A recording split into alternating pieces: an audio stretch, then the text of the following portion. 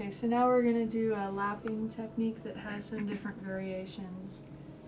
One variation would be to squeeze in towards the midline from both sides at the same time. Your hands pass. Nice and flowing.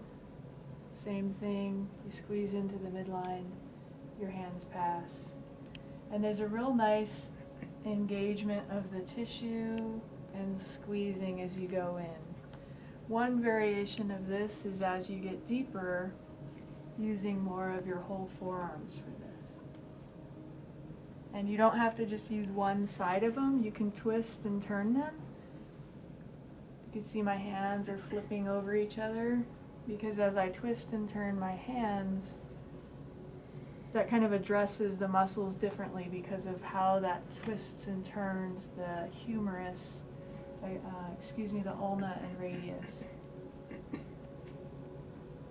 And then again, you can feel what's going on, and so then as you repeat this, you're really squeezing in more, getting deeper with the muscles,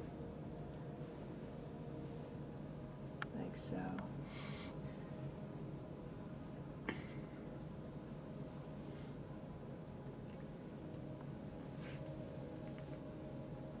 With this technique, you want to be careful of the floating ribs, so there isn't as much poking, squeezing going down at the base of the ribs.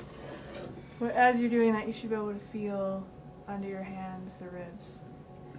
There's a lot of good work to be done here, so you can even take some of the strokes and slow down, so then you can just really press into the tissue.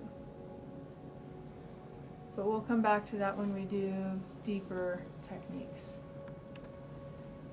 This is really good to take all the way up to the iliac crest, the hips, and we'll look at the skeleton in a minute.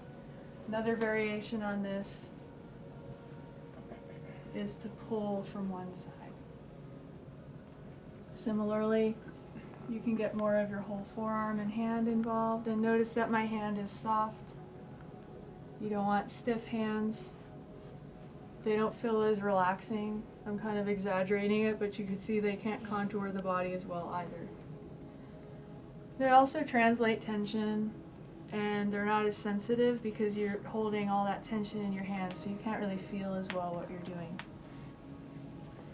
If you are going to do the one-sided pull, then of course you'll want to go to the other side and do the same thing.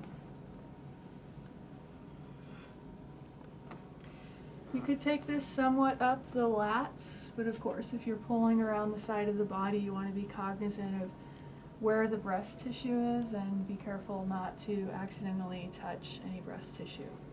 So sometimes you'll be able to take this stroke further up the back, and sometimes you really have to keep it down to the low back.